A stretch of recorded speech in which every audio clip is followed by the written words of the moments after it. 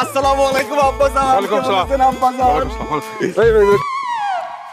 এই ছোট লোকের বাচ্চা, তুই আমার আব্বাজান বলে ডাকতেছিস কেন? আস্তে কথা বলেন আব্বাজান। এই ছোট লোকের বাচ্চা আর ছোট লোকের বাচ্চা নাই, সে এখন বড় লোকের মেয়েরে বিয়ে করে ফেলছে। আর সেই বড় লোকটা কে? আপনি। এখন থেকে আমাকে আর ছোট লোকের পোলা বলবেন না, আমাকে আপনি মেয়ের জামাই বলে ডাকবেন। কি করলি তুই? আমার মেয়ের টুম্পারে বিয়ে করে ফেলেছিস?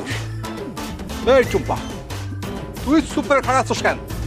এই ছোট লোকের বাচ্চা কি কয়, এটা সত্যি? জিয়া বাপ সত্যি সানি আমারে বিয়া করে ফেলাইছে। আমি এই বিয়ে মানি না। এই আচ্ছা আচ্ছা, আমার মায়ের হাত ছাড় এক্ষুনি বাইরে হ। পারুন না। না না, আমি আমার টুম্পু মনির এই বিয়ারে কিন্তু মাইনা নিছি, আর সানিরও আমার জামাই হিসাবে মাইনা নিছি।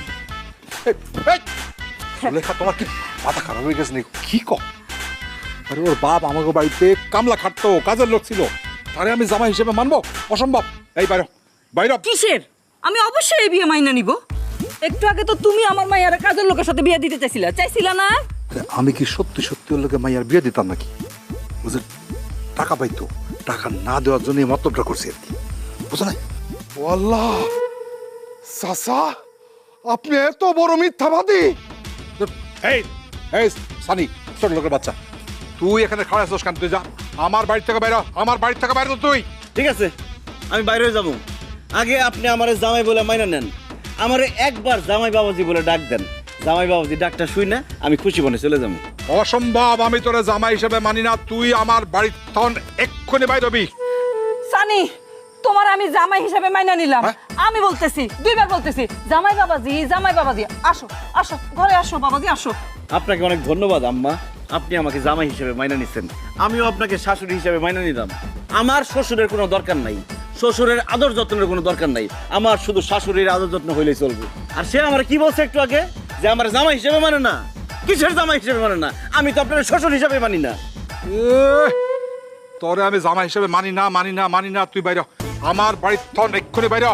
এই বাড়ি তো তোমার না। কার বাড়ি? এই বাড়ি আমার বাড়ি। আমার শাশুড়ি মরার আগে আমার নামে এই বাড়িটা লিখে দিছিল। ও, তা আমাদের বাড়ি? কিসের আমাদের বাড়ি?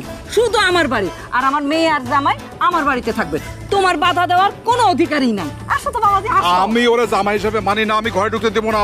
যদি ঢুকতে আমার লাশের মধ্যে ঢুকতে হইব। কি বললেন? আপনার লাশের উপর ঢুকতে হবে? হ্যাঁ।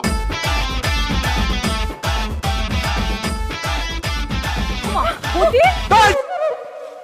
এটা কি দাবড়ি কেন? আপনি বললেন না এই বাড়িতে ঢুকতে হইলে বলে আপনার লাশের উপর দিয়ে ঢুকতে হইব, এই জন্য এই বডি দিয়ে একটা কোপ দিয়ে আপনার কল্লা ফলাই দেবো, তারপরে আপনার লাশ পরে থাকবো, আপনার লাশের উপর দিয়ে বাড়িতে ঢুকুম। কোনো কথা কেন না, আস্তে করে একটা কোপ দেবো। আম্মা পিছনে হাত ধরে ধরুন তো। থাক বাবাজি, থাক। আসো তো, আসো। টুকু, আসো বউ, চলেন আম্মা। আসো, আসো।